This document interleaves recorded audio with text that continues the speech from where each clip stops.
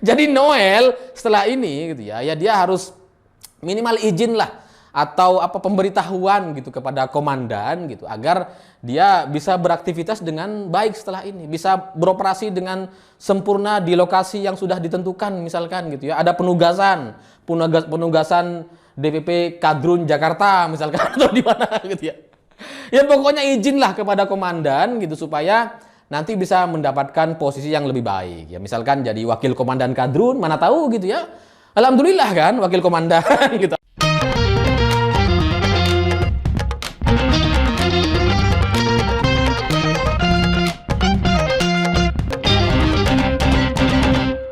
Selamat malam para mantan, selamat malam untuk semua mantan-mantan kalian yang selalu merasa bahwa dirinya punya jasa luar biasa dalam kehidupan kita. Seolah-olah semua kesuksesan kita hari ini itu bagian dari jasa-jasa dia di masa lalu. Padahal putusnya udah 3 tahun yang lalu. Kan jauh banget gitu ya. Nah, cerita-cerita semacam itu bagi saya jadi mirip sekali dengan cerita Noel atau relawan Ganjar GP Mania yang belakangan mengklaim bahwa isu 3 periode itu berhasil dia gagalkan. Ternyata dengan cara dia mendeklarasikan Ganjar GP Mania gitu ya sebagai kelompok relawan, itu katanya berhasil menggagalkan isu 3 periode. Padahal apa pentingnya relawan dia gitu. Isu 3 periode itu kan dimunculkan oleh partai-partai besar. Golkar, PAN, P3 dan beberapa partai yang lain gitu. PKB kalau nggak salah gitu ya. Jadi ini yang dia hadapi adalah partai yang memang punya perwakilan di Senayan. Sementara dia relawan kan nggak punya gitu ya. Jadi gimana caranya dia bisa menghentikan isu 3 periode? Nggak ada. Itu kalau Ibu Megawati bilang iya kemarin, udah pasti sekarang 3 periode. Tapi karena Ibu Mega mengatakan kita menolak dan kita tidak setuju dengan gagasan 3 periode, maka selesailah isu 3 periode ini. Jadi sebenarnya pahlawan atau orang yang menggagalkan isu 3 periode, ya Bu Mega sebagai ketua umum partai terbesar di negeri ini. Bukan relawan yang nggak jelas ini.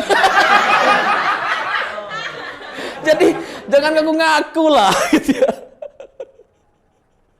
Jangankan mau berhadapan dengan Ibu Megawati atau PDI Perjuangan gitu ya. Ini relawan GP Mania mau ngadepin Perindo aja itu nggak mampu dia. Lah kok sok-sokan merasa berhasil menggagalkan isu 3 periode. Dari mana coba? Nah belakangan gitu ya, setelah dia mengklaim berhasil menggagalkan isu 3 periode, juga berhasil menaikkan elektabilitas Ganjar. Ini gimana ceritanya gitu? Relawan Ganjar itu kan banyak banget gitu ya. Ada di mana-mana itu. Ada banyak nama lah gitu ya. Sementara dia ini apa coba fungsinya gitu. Ya karena tanpa relawan-relawan itu pun kepopuleran Ganjar itu kan sebenarnya karena konten-konten dia di sosial media gitu. Jadi bukan karena peran relawan. Relawan-relawan itu bikin akun, bikin apa namanya platform atau apapun itu di sosial media kan nggak ngangkat semuanya itu. Emang ada relawan yang bikin konten kemudian secara view lebih viral dibandingkan Pak Ganjar? Kan nggak ada. Lah kok ini malah ngaku-ngaku sebagai orang yang berjasa meningkatkan elektabilitas Ganjar. Tapi yang lebih lucu dari itu gitu ya. Si Noel ini kemudian kemarin mengumumkan pembubaran relawan GP Mania. Saya nggak tahu Noel ini kok suka sekali dengan maninya gitu ya. Dia bikin relawan Joman Jokowi Mania. Terus kemudian dia dukung Ganjar GP Mania. Itu nanti kalau dukung Anies tuh aman tuh. Anies Mania. Aman lah gimana nggak aman. Kelebihan bayar. Nah, tapi kalau yang repot kalau dukung Prabowo itu. Praman. Deket-deket sama preman. Gak bisa ya. Itu harus cari nama yang lebih baik lah. Nah kemarin ketika GP Mania yang dipimpin oleh Noel gitu ya, yang sekretarisnya juga Noel. Bendaharanya juga dia sendiri gitu ya. Itu kemarin diumumkan bahwa relawan GP Mania ini dibubarkan. Ini lucu bagi saya gitu. Relawan kemudian bubar. Dan bubarnya sebelum bertanding gitu. Ini kan Ganjar belum capres nih, belum kampanye gitu ya, belum bertanding nih. Tapi relawannya udah bubar. Ini kan apa ya, ibarat orang pacaran gitu ya. Belum pacaran. Baru nembak gitu ya, baru PDKT, terus kemudian nggak jadi. Maaf ya, aku batal PDKT. Masa ada yang kayak gini gitu. Tapi ya itulah relawan-relawan Ganjar yang memang banyak yang lucu-lucu menurut saya gitu ya. Nggak cuma GP Mania gitu. Ada beberapa lah, nggak mau saya sebutin gitu. Tapi memang lucu gitu, karena Ganjarnya sendiri kan belum diumumkan sebagai capres nih. Tapi relawannya udah banyak gitu. Ya yang banyak itu namanya sih. Kayaknya kalau orang-orangnya tuh kurang lebih sama. Satu relawan isinya 10 gitu, 10. Ini aneh bagi saya gitu. Ganjarnya belum capres, tapi relawannya udah ada. Dan ini nggak sama seperti Pak Jokowi dulu. Pak Jokowi itu diumumkan dulu, dicapreskan dulu, baru kemudian setelah itu ada konsolidasi relawan. Ada deklarasi relawan. Nah ini sekarang deklarasi sebelum pencapresan. Itu ibarat orang yang belum jadian, belum pacaran, tapi udah kemana-mana dan ngapa-ngapain. Udah jalan-jalan bareng gitu ya, ke gunung, ke villa, kemana-mana gitu. Padahal belum jadian. Ya aneh gitu. Ya jadi kalau sekarang kemudian Noel membubarkan GP Mania, saya tahu bahwa itu memang semengecewakan itu gitu, karena Noel ini kebetulan saya baca beritanya, kebetulan saya baca pernyataannya sebelum 10 Januari atau hari ulang tahun PDI Perjuangan. Noel ini termasuk salah satu relawan yang yakin betul bahwa Ganjar itu akan diumumkan sebagai capres dari PDI Perjuangan gitu. Ya karena mereka, kelompok-kelompok relawan ini, mereka merasa bahwa apa yang mereka lakukan dalam setahun terakhir itu sudah berhasil untuk menekan internal PDI Perjuangan atau Ibu Megawati. Sehingga Ibu Mega seperti gak punya pilihan lain. Ini harus Ganjar nih calonnya. Itulah narasi-narasi yang selalu disampaikan oleh kelompok relawan-relawan Ganjar. Kita nggak punya pilihan, kita cuma punya Ganjar. Wah. Padahal Anies belum tentu maju. Nah, karena mereka seyakin itu, akhirnya mereka berharap bahwa 10 Januari itu akan diumumkan. Nah, Noel termasuk yang sangat-sangat meyakini. Gitu. Gimana nggak meyakinkan? Ganjar itu sudah umroh sebelum hari ulang tahun PDI Perjuangan. Jadi dia pulang umroh langsung ke acara hari ulang tahun PDI Perjuangan. Semeyakinkan itu gitu. Semeyakinkan itu. Yakin banget tuh untuk bisa dicapresin gitu. Tapi ternyata nggak ada. Sehingga memang banyak teman-teman yang kecewa. Teman-teman saya yang relawan Ganjar juga banyak yang kemudian nggak bikin konten lagi.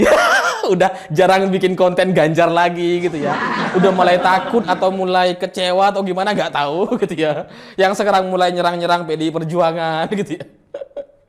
Banyak lah ya, karena memang mengecewakan itu. Karena yang mengecewakan itu seperti yang saya bilang, itu bukan kegagalan.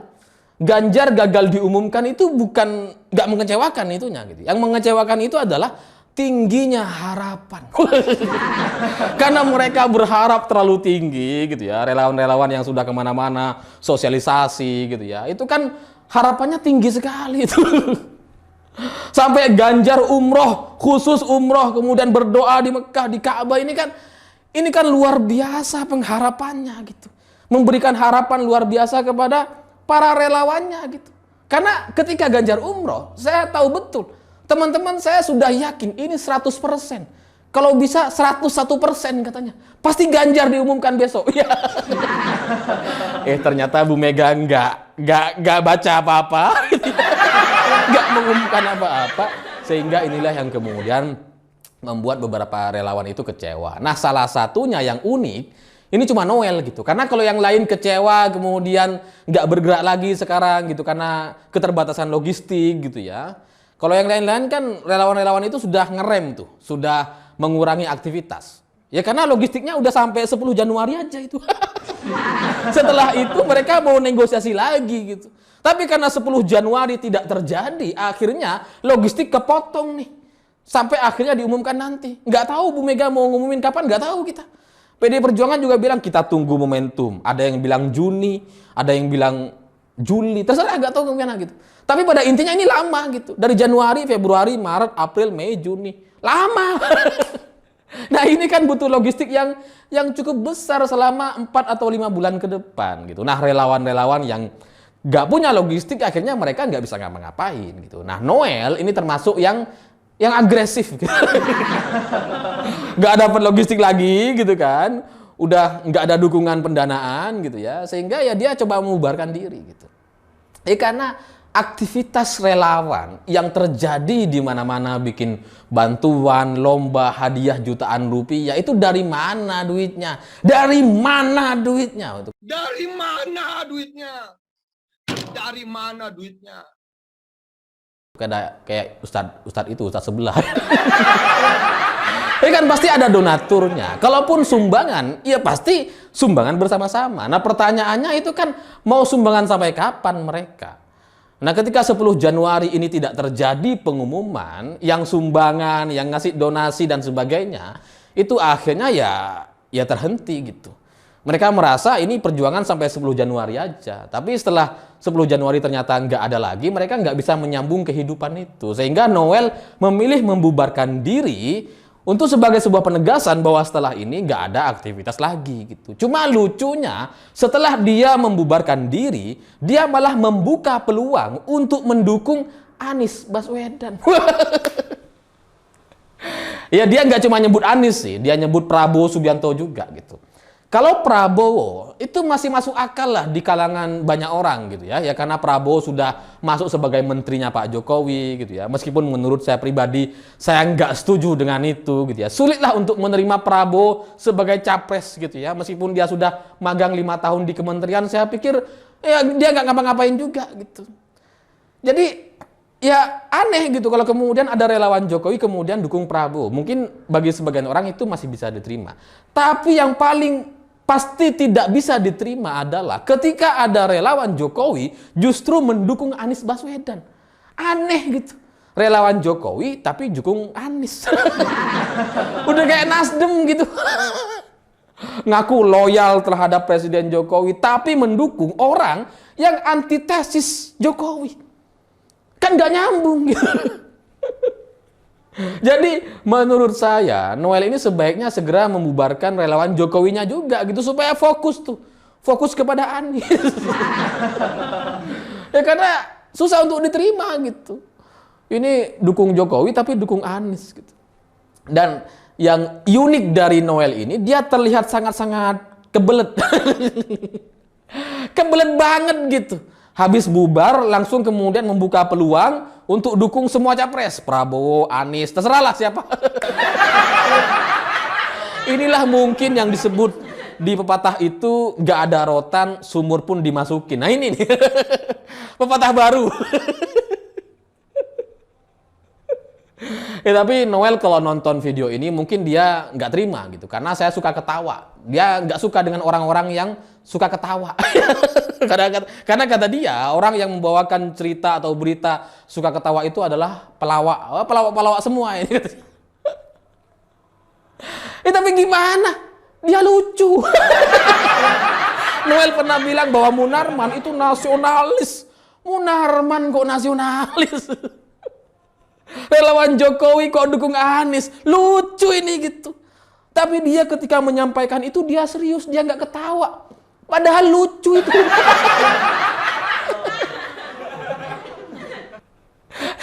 Ya tapi ya nggak tahu lah apa yang bisa membuat Noel ketawa, saya nggak ngerti ya. Tapi pada intinya bagi saya lucu gitu. Kalau saya mau menertawakan, ya karena emang lucu, bukan karena saya pelawak. Yang lawak tuh Anda itu lawak itu. Lawak sekali kelakuannya gitu. Jadi setelah ini Noel itu mungkin juga jadi lebih lebih sejalan lah. Karena sebelumnya dia dukung Munarman gitu ya. Dia belain Munarman gitu. Padahal Munarman ini ya yaitu Munarman. Munarman itu ya radikalis gitu. Kelompok FPI yang sudah dibubarkan sama pemerintah udah jelas tuh kelompok radikalis, dan dia sudah berbaiat kepada kelompok teroris internasional gitu. Jadi kalau dia disebut nasionalis, dia pejuang demokrasi dan sebagainya, itu lucu. Ya, tapi sekarang ketika Noel sudah mau bubarin GP Mania gitu, mungkin juga ke depan akan membubarkan Jokowi Mania. Ya mungkin ini bisa lebih lurus lah, sehingga dia bisa dukung Munarman, dia dukung Rizik setelah ini mungkin ya. Terus kemudian dukung Anies, ya itu sejalan tuh. Kelompok 212 dan sejenisnya cocok itu ya. Tapi mungkin saran saya sebagai orang yang nggak kenal sama Emmanuel gitu ya. Saya punya saran dikit lah untuk Emmanuel yang ingin bergabung kepada kelompok sebelah gitu. Saya ingin memberikan informasi yang sangat penting ini. Bahwa di kelompok mereka itu sudah ada komandannya. Namanya Komandan Kadrun. Dan ini diakui sama komandannya sendiri. Yusuf Martak itu mengakui bahwa dirinya adalah Komandan Kadrun. Ya dia melantik dirinya sendiri, terus mengumumkan dirinya sendiri ya. Jadi Noel setelah ini gitu ya, dia harus minimal izin lah atau pemberitahuan gitu kepada komandan gitu agar dia bisa beraktivitas dengan baik setelah ini, bisa beroperasi dengan sempurna di lokasi yang sudah ditentukan misalkan gitu ya. Ada penugasan DPP Kadrun Jakarta misalkan atau di mana gitu ya. Ya pokoknya izinlah kepada komandan gitu supaya nanti bisa mendapatkan posisi yang lebih baik. Ya misalkan jadi wakil komandan Kadrun, mana tahu gitu ya. Alhamdulillah kan wakil komandan gitu, atau minimal ya bendahara lah. Ya karena kayaknya Noel ini suka dengan Anies gitu. Jadi kalau suka dengan Anies itu kan pasti sevisi semisi itu. Satu visi kelebihan bayar. Wah, cocok kalau bendaharanya juga kelebihan bayar.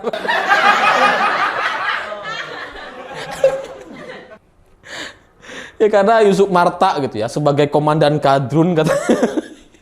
Ini kan bagian dari pengakuan bahwa Kadrun itu sudah jadi kayak udah lembaga atau menjadi kelompok umat gitu. Sehingga ke depan harapan saya kepada Yusuf Martak atau kelompok 212 itu sudah tidak lagi membawa nama-nama umat Islam. Karena kalian sudah mengakui bahwa Komandan Kadrun itu Yusuf Martak. Ya ke depan ya diubah gitu, bukan umat Islam tapi umat Kadrun misalkan gitu ya. Yang suka pakai ini gitu ya.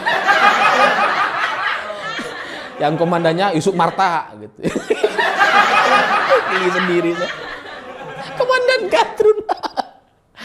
Itu berapa tunjangannya sebulan itu Pak Komandan? Siap Komandan. Jadi ya saya pikir itu. Terima kasih sudah menonton. Mungkin konten ini paling nggak ada gunanya. Tapi lucu bagi saya gitu. Jadi saya bikin aja.